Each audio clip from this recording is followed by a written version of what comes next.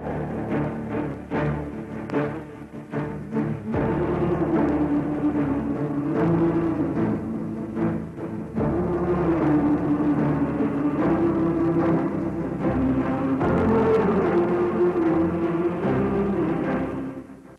les terroristes demain gouverneront le Cameroun, que les terroristes demain gouverneront l'immense majorité des Camerounais qui ne sont pas terroristes, qu'ils se détrompent.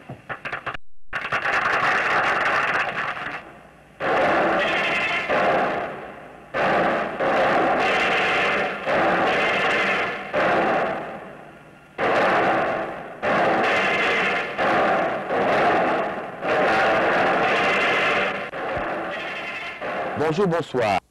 Nous sommes au milieu des années 50. Le maquis sévit à l'ouest Cameroun.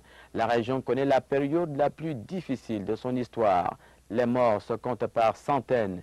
Les villages sont déserts. Les populations se cachent dans les grottes et les montagnes. En ce milieu des années 50, rien, absolument rien ne marche dans la région. C'est presque le chaos. Même les écoles sont fermées. Et c'est dans ce contexte trouble et difficile que vient au monde à Bapa, dans les hauts plateaux de l'Ouest, un enfant à qui les parents donnent le nom de Ernest Simo. Près de 50 ans après, qu'est finalement devenu cet enfant? A-t-il eu la possibilité d'aller à l'école? Si oui, que fait-il aujourd'hui? Pour répondre à ces questions, il y a bien d'autres. L'équipe de QSD, que sont-ils devenus? A décidé de suivre les traces de cet enfant né à Bapa, dans le maquis des années 50.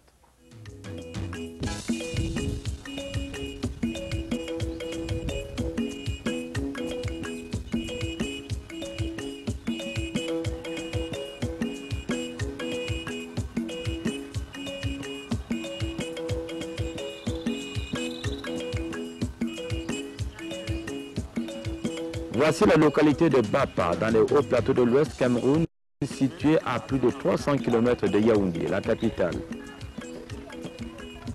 La place du marché et la chefferie dominent le village, tandis que les maisons construites dans les vallées et les pentes des montagnes s'étendent à perte de vue.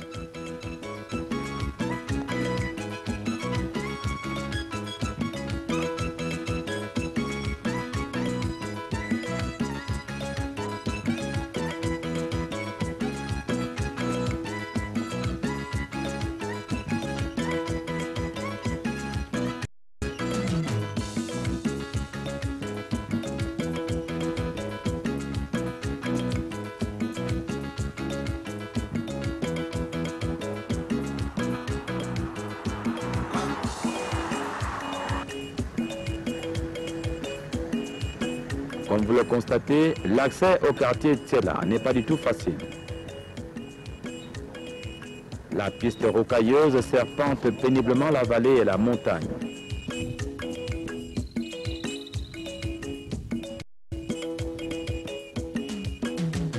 C'est non loin de cette concession qu'est né il y a près de 50 ans le petit Simon Ernest, troisième enfant d'une famille qui en compte 7.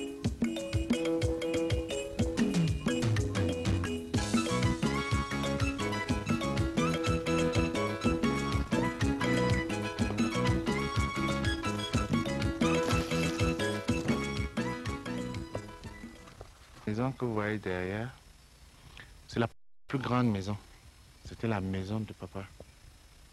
Donc, déjà, les jeunes femmes qui arrivaient ici devaient passer du temps dans les différentes chambres là-dedans avant de se faire construire leur petite cuisine de part et d'autre. Donc, les jeunes femmes faisaient d'abord un stage là-dedans avant de continuer. Cette maison-ci, c'est pratiquement la plus vieille. Elle est pratiquement la plus vieille de la concession, c'est-à-dire que ma mère s'est mariée en 1944 et c'est vers cette période-là, elle a trouvé cette maison-ci en construction. Bon, il fallait déjà crépir et le sable, on trouvait des blocs de pierre qu'on venait écraser. Les femmes écrasaient le sable comme on écrase le piment là sur la pierre. Donc chaque femme qui arrivait devait faire son petit boulot pour la construction de cette case. Je disais donc que c'est la plus vieille et c'était la plus importante. Parce qu'actuellement, nous, on pouvait l'a renversé. Mais ce n'est pas facile, ce ne sera pas bien, parce que ça reste quand même comme l'histoire, un symbole.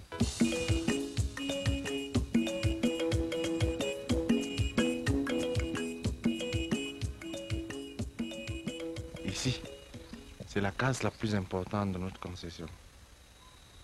Parce que c'est déjà la bibliothèque. C'est-à-dire, quand je dis bibliothèque, ça veut dire c'est là-dedans qu'on trouvera tous les premiers propriétaires de cette concession. Là-dedans, il y a le grand-père de 4e génération, il y a le grand-père de mon père, il y a mon père, il y a ainsi de suite. Et c'est comme ça que ça va continuer. Ce sont des... Oui, des crânes juste. Bon, mais c'est pas visible puisqu'on enterre. On enterre. Donc c'est nous qui savons qu'à tel endroit, il y a telle chose, à tel endroit, il y a telle personne, ainsi de suite. Donc ce qui fait que cette case ici, c'est la case, c'est-à-dire que c'est à peu près comme notre tribunal.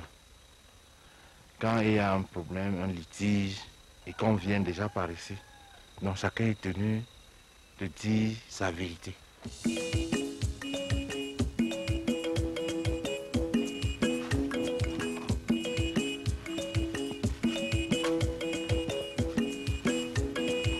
Sa maman, Will Jacqueline, que voici, née vers 1930 et mariée en 1944 à Tamongela, aujourd'hui décédée, a fait au total 11 enfants, dont 7 sont en vie.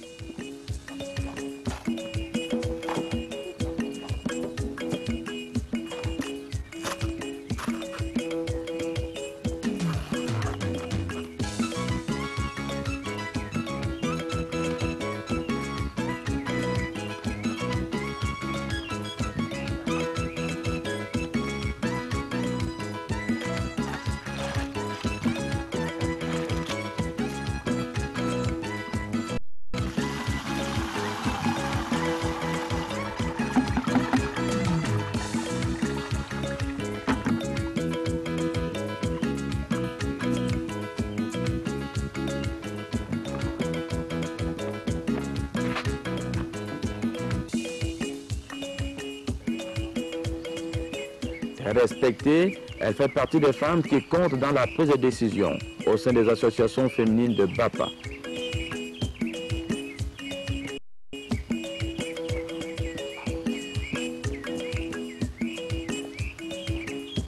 Quand elle pense à l'enfance du petit Simon Ernest, elle dit simplement que c'était un enfant particulier.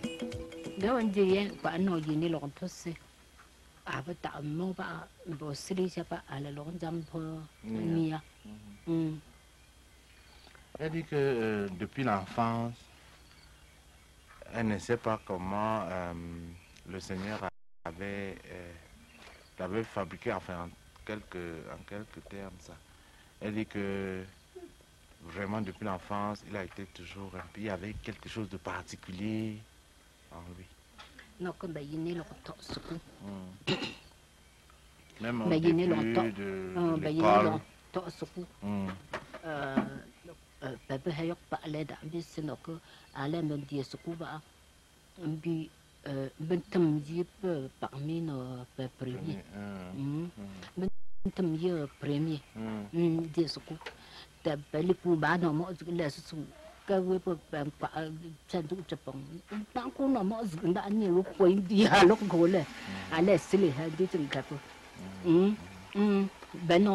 Même quand il a commencé l'école, il était parmi les meilleurs.